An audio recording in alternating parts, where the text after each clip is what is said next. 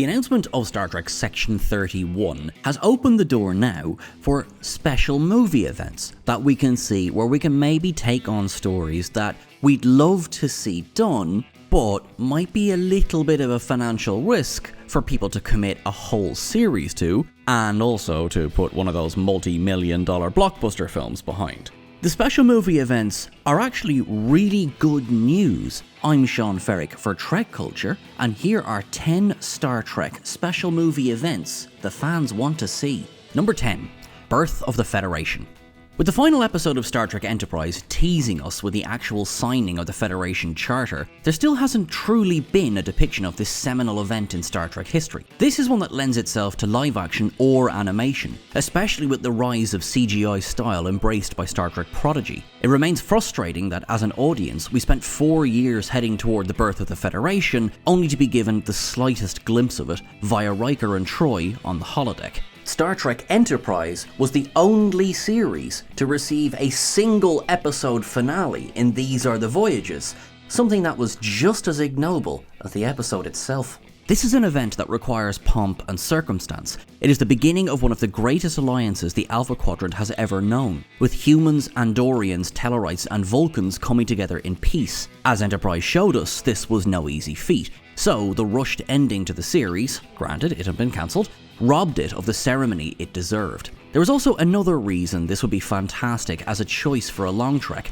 As time goes by, it seems increasingly unlikely we'll ever get that elusive 5th season, so this could be the reunion with Trip that audiences have been clamouring for. It may be a pipe dream, but it's the dreamers who make the future, right? Number 9. Tales of the Stargazer. Keep in mind, we've only seen Jack Crusher in the flesh, technically, once in Family. Well, as a hologram. We then saw him dead in Violations, and Wesley did proceed to trip balls in Journey's End and see him as well. But technically, we've still yet to see Jack. With the recent addition of the younger Jack Crusher to the franchise, there has been much discussion of his namesake's friendship with Jean-Luc. For years, we've heard tiny tales of the Stargazer, but only the assumed destruction of the ship was shown. While the idea of casting younger actors to play Picard and Crusher may be sacrilege to some, it truly would be enjoyable to see this friendship played out on screen. However, because we're also sadistic, it makes the most sense to depict Crusher's death. With that story alone, we can see their friendship, the tragedy of the loss, and Picard bringing his friend's body back to Beverly and Wesley. Do you remember Wesley? Beverly's other son? No?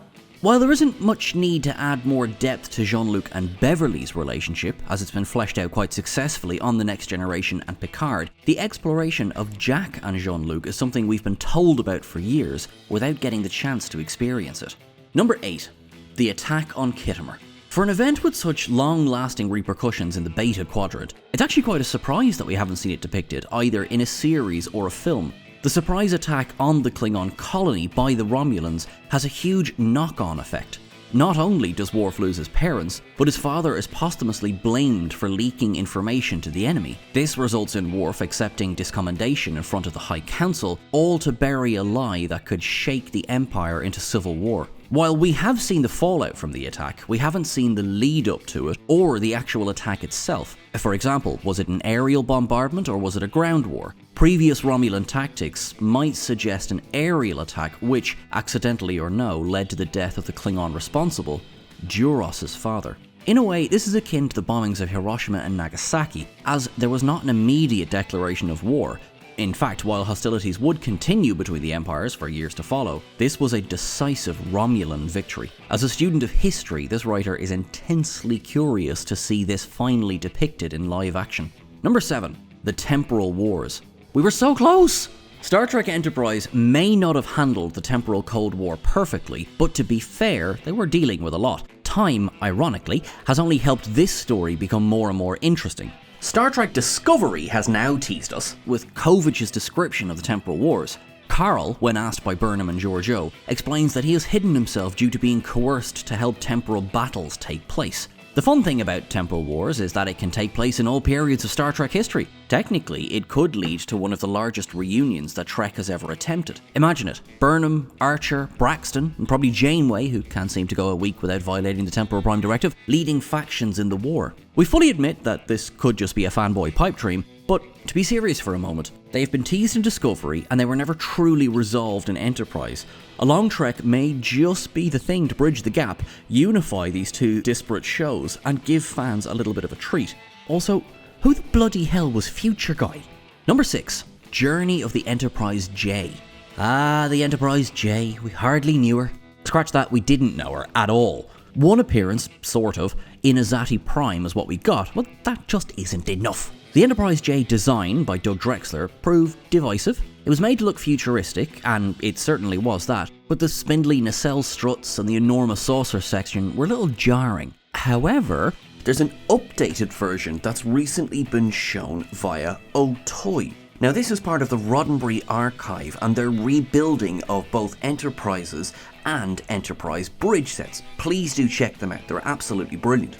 This version of the Enterprise J sports a transparent hull, as per Drexler's original wishes. The Enterprise J is effectively a flying colony, with fields and rivers winding their way through the ship itself. We've never seen a colony ship quite like this in Star Trek before, and it's an ingenious idea. This is very reminiscent of the Angelou class from Star Trek Discovery's 3rd and 4th seasons, and very like the domed forests that were added to Starbase 1 in Strange New Worlds. Until this point, the size of the J was a little overwhelming, as all previous ships to bear the name could comfortably sit on its saucer. This has given greater explanation, and the story of a colony called Enterprise could be the perfect candidate for a long trek. Number 5. Reflections.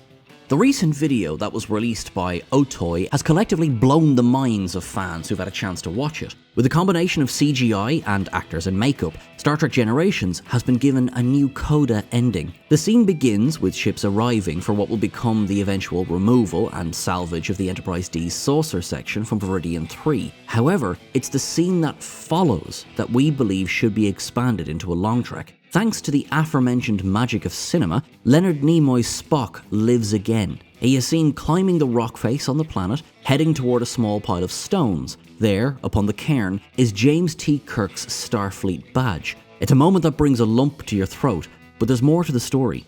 The scene is based on the IDW comic Reflections. This, combined with the William Shatner, Judith and Garfield, Reeve Stevens penned Ashes of Eden and The Return, offer hope to Kirk fans that his story may not yet be ended. There is also the Easter egg in Daystrom Station that shows Kirk's body in storage as part of Project Phoenix. Whichever direction the long trek could take, there are now several story threads that could lead to the return of the man, the legend, James Tiberius Kirk.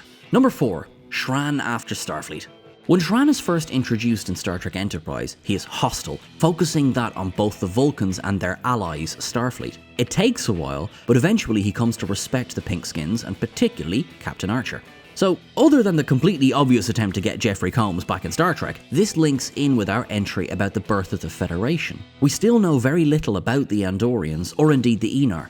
So much of Star Trek remains focused on humans, Klingons, Vulcans, and often Borg, that some of the other key species in the Quadrant don't get a look in. Shan is the perfect viewpoint character to explore Andorian society as a whole. The groundwork has already been laid in Enterprise, with his character having softened towards Starfleet, but what of the rest of his people? We saw several struggle to accept alliances with humans or Vulcans, so we can't imagine the decision to join the Federation occurred overnight. Ambassador Shan, working with the Andorian Guard, opening the way for alliance and understanding, would make for a fascinating excuse to bring Combs back. Sorry, we mean a fascinating tale of redemption and education. And the other thing too. Number 3. The Settlick III Massacre. The attack on Kittemer, Jack Crusher's death, and now the massacre at Settlick III. I promise folks, I'm actually feeling okay. This hugely formative event in Miles O'Brien's history is oft discussed in TNG and DS9, though it's never seen. There is a method behind this, as DS9 was heading towards the Dominion War, featuring the Cardassians as their allies. It could feel slightly redundant to go back and depict the earlier Cardassian wars with Starfleet. The Wounded gave us Captain Benjamin Maxwell and a single-minded crusade against the Cardassians. It fell to O'Brien to talk the man down, based on their mutual history, serving together and surviving Settlick III. This pivotal moment in Cardassian Federation relations would rear its head again in Tribunal, where O'Brien O'Brien continues the trend of suffering for the enjoyment of the writers. By all accounts, it was an horrific assault, with civilians very much in the line of fire. While there is very little chance of the Cardassians coming out of it looking good, there is a fascinating story to be told from the point of view of the soldiers on the ground. Do they remember the massacre, as O'Brien and Maxwell do? Are they truly the villains as history remembers, or just another sad example of a leader ordering an assault carried out by soldiers just following orders? Number 2. The Epic of Kalos and the Lady Lucara. This could quite possibly be the greatest love story that Star Trek has ever told, and that includes Kirk and the Enterprise. Kalos and the Lady Lucara stood against 500 of the tyrant Molor's forces in the Temple of Quam Chi, defeating them all and finishing the night by jumping on each other like a couple of crazed voles. They were then later married, though moments after the ceremony was complete, they were again attacked, with Molor's forces nearly killing them this time. These are just 2 stories of many that would make for an epic long trek. The effect of Kalos and the Lady Lucara was still felt over 1,000 years later. Though they themselves were low-born, their line would always have a place with the greatest of Klingon kings and warriors, right through to the time of the Dahar Master Kor. The real Kalos promised his followers that he would return, and though versions of the man have appeared in the franchise, Kalos the Unforgettable has yet to make good on that promise. We think it's about bloody time he did, as long as the Lady Lucara comes with him. Number 1. The Talmed Incident.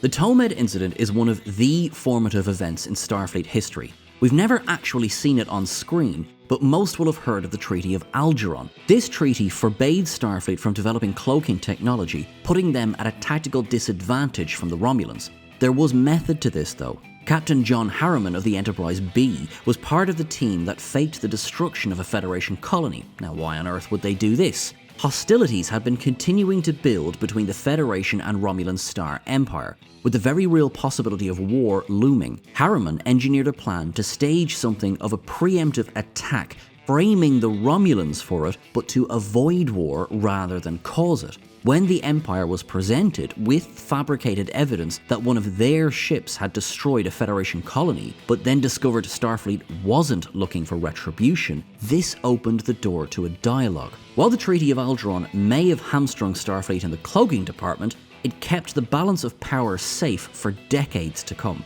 Alan Ruck's star has recently risen immeasurably thanks to his performance on Succession, and Harriman's legacy on screen circles his command of the ship that James T. Kirk died on, so this tale of duplicitous heroism may just be the perfect way to redeem him in the eyes of the audience.